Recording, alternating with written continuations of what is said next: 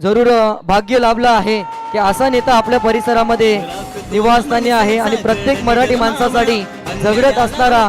आणि आपण पाहतोय विशाल दादांच्या शुभ हस्ते हा सन्मान स्वीकारत असताना जरूर गजाननजी काले साहेब आपल्याला पाहायला मिळतात। त्यानंतर आपण पाहतोय शहर सचिव म्हणून कार्यरत असणारा सचिनजी कदम साहेब यांचा देखील आपण लगेचच शुभ सन्मान करणार आहोत। विनंती असेल मायेची उबदार शाल, प्रेमाचं प्रतीक पुष्पगुच्छ व खऱ्या अर्थाने ही प्रतिमा देऊन आपण सन्मान करणार आहोत। एकदा टाळ्यांचा आवाज तर झालाच पाहिजे। महत्त्वाचा वेळ या आपल्या स्पर्धेसाठी आणि खेळाडूंची इथे मात्र।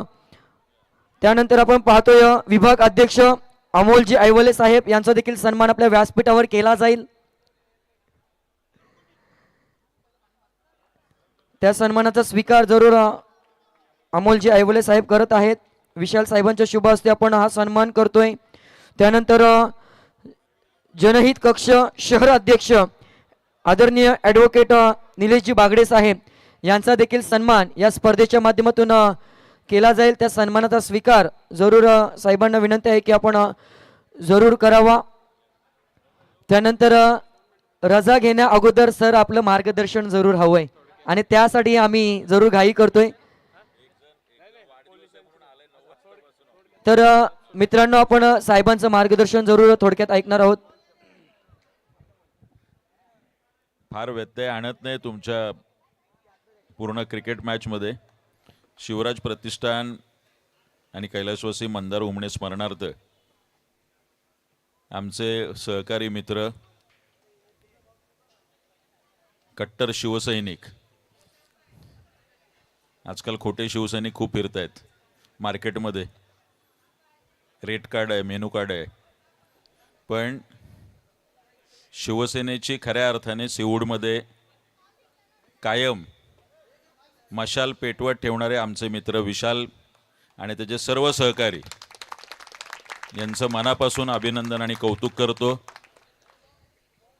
विशालचा कुठलाही कार्यक्रम म्हणजे त्याच्यामध्ये सृजनशीलता, क्रिएटिव्हिटी आणि लोकांचा सहभाग हे जास्त विशेष।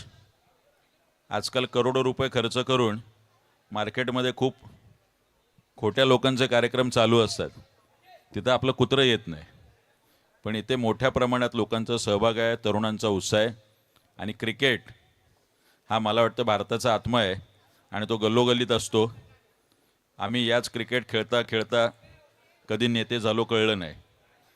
क्रिकेट म्हणजे लोकांना जमवायचं, एकत्र करायचं, सगळे रुसवे फुगवे एकत्र करून त्या मॅचला आणायचं आणि रुसवे फुगवे न ठेवता परत घरी घेऊन जायचं। मी मगाशीच विचारत होते एवढं घरी कसं ठेवतात, ते आम्ही आपल्या गोवंडीच्या झोपडपट्टी वस्तीत जागा नसायची, मैदानं नसायची, त्यामुळे ह्या खेळण्यातूनच वर आलो सगळे। तर खूप शुभेच्छा तुम्हाला सगळ्यांना आणि सगळ्या सहकाऱ्यांना मनापासून सगळ्यांचं कौतुक करतो। खूप अभिनंदन, धन्यवाद। जय हिंद, जय महाराष्ट्र। Yes yes, thank you. धन्यवाद सर, आपण आलात आणि खऱ्या अर्थाने या स्पर्धेला चार चांद लावण्याचं काम आपल्या माध्यमातून जरूर केलं गेलं। अशीच शुभ आशीर्वाद आपल्या या सिवूड विभागामध्ये आणि आमच्यावर